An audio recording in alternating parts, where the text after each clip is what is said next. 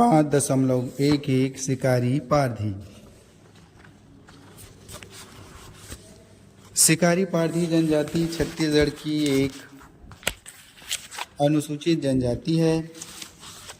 राज्य के अधिकांश क्षेत्रों में अनुसूचित जनजाति के रूप में भारत सरकार ने अधिसूचित किया है।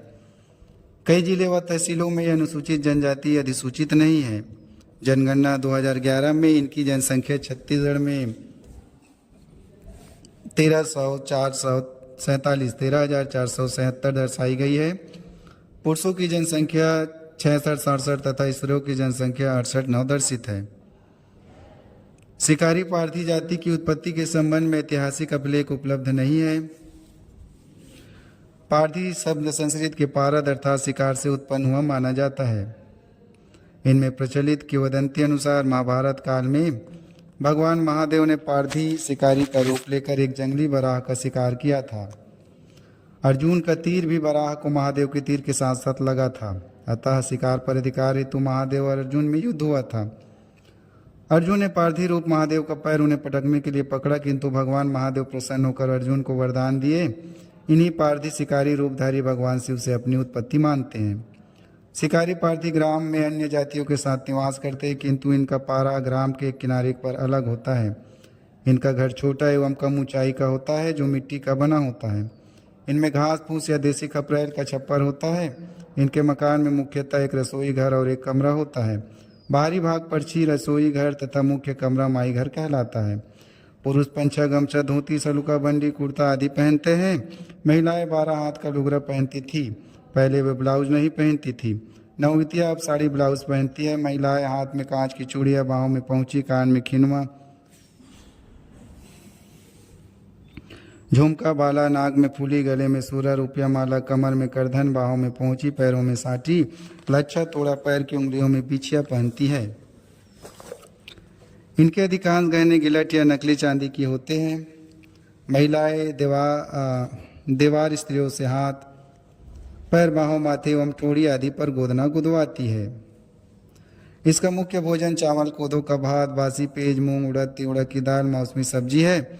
मांसाहार में शिकार के समय पकड़े गए तीतर, बटेर, खरगोश, घर में पालतू मुर्गी, मछली, बकरा, चूहा, हिरन आदि का मांस खाते हैं। महुआ से निर्मित शराब पीते हैं। पुरुष धूम्रपान करते हैं।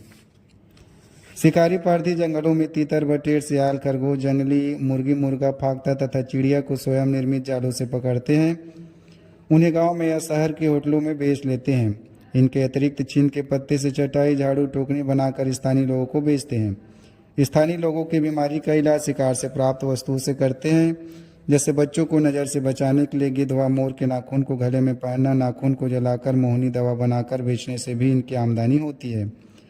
आमतौर पर शिकारी खेती नहीं करते, परंतु खाली समय में अन्य किसानों के खेतों में मजदूरी कर लेते हैं। जिनके पास थोड़ी कृषि भूमि है वे कोदो, धान, उड़द, तिलौरा, तिल आदि बाते हैं। वर्षा ऋतु में स्वयं के उपयोग हेतु मछली पकड़ते हैं। इस जनजाति की गर्भवती महिलाएं प्रसव के दिन तक अपनी आर्थिक तथा पारिवारिक कार्य करती है। शिकारी पारधी प्रसव कार्य माई घर में नहीं करती। घर की पर्ची या घर के पीछे झोपड़ी बनाकर करते हैं। शिशु का नाल, नार, दाई, सुईन द्वारा खपरेल या बारीक कमची से काटकर घर के बाहर ही गाड़ते हैं। प्रसूता को मिट्टी के बर्तन में खाना देते हैं। पौष्टिक दवा के रूप में सोंठ, गुड़, तिल के लड्डू, सूखा नारियल देते हैं।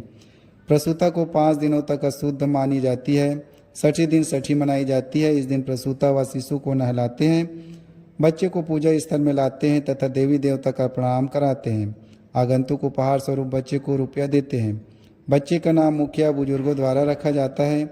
घर की शुद्धि के लिए दारू या महुए का पानी छिड़का जाता है। घर को गोबर से लिपाई की जाती है। शिकारी पारधी जनजाति में एक ही गोत्र में विवाह वर्जित होता है। आमतौर पर 18, 12, 20 साल लड़की साथ 16, 18 साल की लड़की का विवाह तय किया जाता है। विवाह तय करते समय लड़के वाला लड़की वाले के यहाँ जाकर बीड़ी माखुर देता है और कहता है, आज से हमारा समधी बन जाओ, हमारा बीड़ी पियो। बीड़ी स्वीकार करने पर संबंध तय माना जाता है। लड़के का पिता अनाज, दाल व कुछ रकम लड़की के पिता को देता है। विवाह की रस्म बुजुर्ग व्यक्ति के देखरेख में संपन्न कराते हैं। घुरावट, लमसेना विवाह भी समाज में मान्य है। विधवा त्याग तक स्त्री के पुनर्विवाह की अनुमति है। पैठू, लड़िया आदि में सामाजिक पंचायत कुछ जुर्माना लेकर मान्य करते हैं। इस जनजाति में मृत व्यक्ति को दफनाते हैं। 3 दिन तक शोक अवस्था में चूल्हा नहीं जलाते हैं। 3 दिन बाद तीज नहावन होता है। तीसरे दिन ही नाई सबके नाखून काटता है तथा तेल लगाता है। घर के सगे संबंधियों के नाई बाल बनाता है। स्त्री पुरुष दोनों में 10वें दिन रिश्तेदार स्नान कर मृत्यु भोज देते हैं।